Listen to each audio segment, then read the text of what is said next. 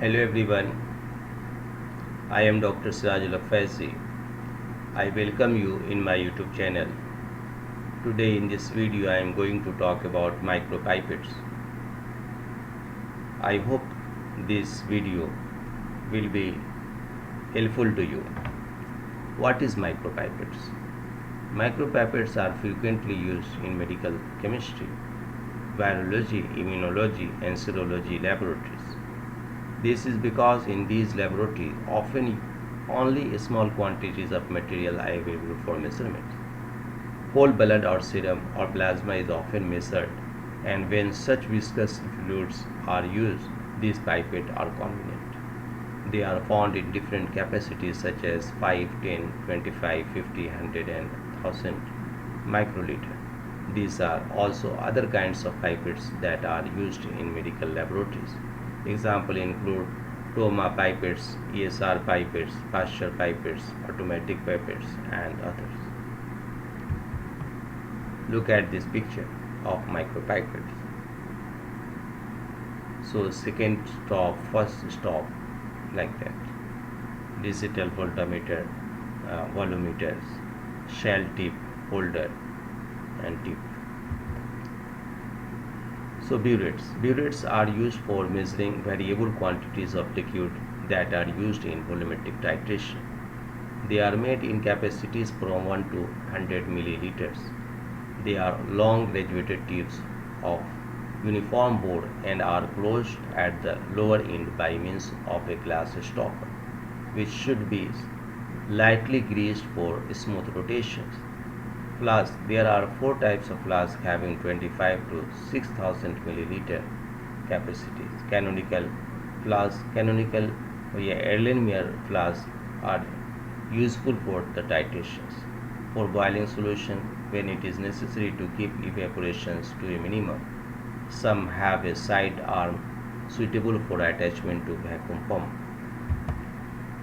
So flat bottom round flasks. Flat bottom round flasks are convenient container to heat quiz liquids. A gauze mat should be interposed between the flask and flame.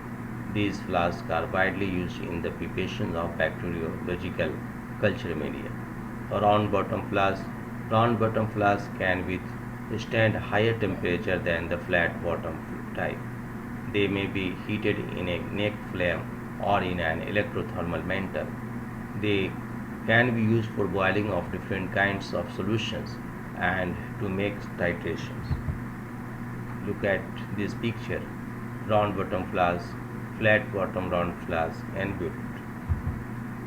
Volumetric flasks. Volumetric flasks are flat bottom pear-shaped vessels with long narrow neck and are fitted with ground glass stopper. Most flasks are graduated to contain a certain volume, and these are marked with the letter C.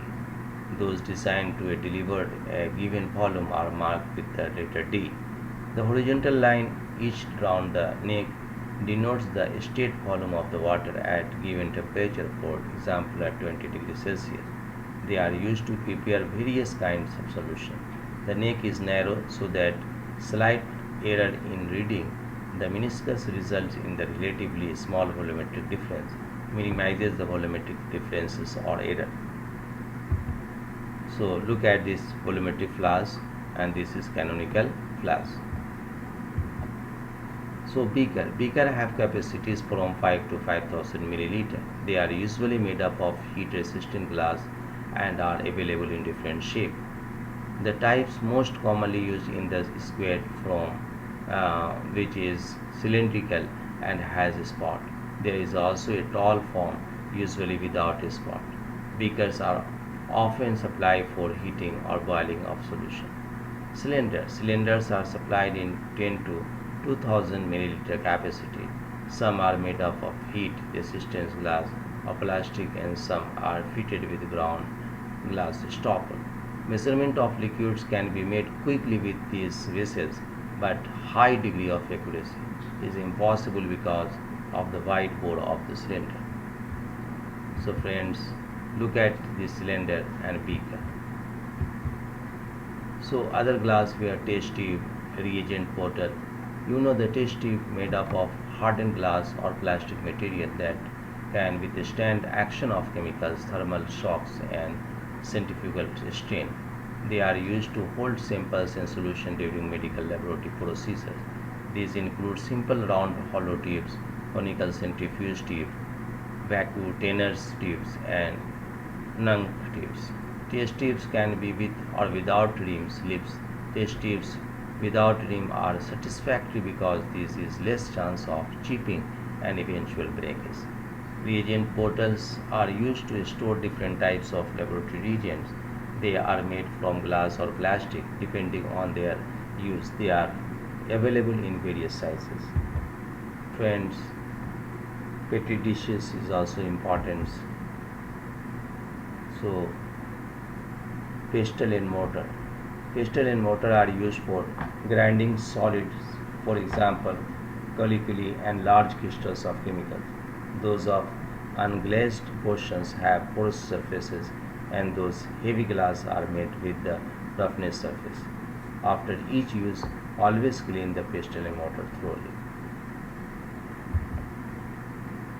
So, friend, laboratory cuvettes absorption seal. Cuvette can be glass cuvette or plastic cuvette.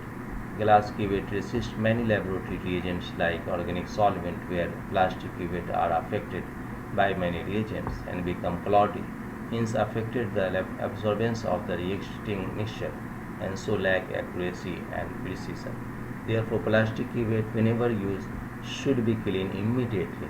If the cuvette turned to cloudy, it should not be used for any analytical procedures. Any scratch or white spot on glass cuvette cannot be washed out with any solvent and therefore disturb the absorbance of given solution. Therefore, such cuvettes should be discharged. Glass cuvettes are the choice for the photometry absorption seal must be absolutely clean. Optical surface should not be touched as grease, smog, and difficult to remove. As soon as possible after each use, absorption cells should be rinsed and soaked in distilled water. When cleaning cell, mild detergent should be used. Stubborn contents can be removed by soaking the cell in dilute sulfuric acid. Absorption cells should never be allowed to soak in hot concentrated acid, alkali, or other agent that may itch the optical surface. When drying cuvette, high temperature and unclean air should be avoided. A low to medium temperature, often not to exceed 100 degrees Celsius. Cleaning of glassware. It is clear that volumetric glassware and glass apparatus must be absolutely clean. Otherwise, volume measured will be inaccurate and chemical reactions are affected adversely. So friend, hope this video will be helpful to you. If you like this video, then subscribe my channel, and thanks for watching.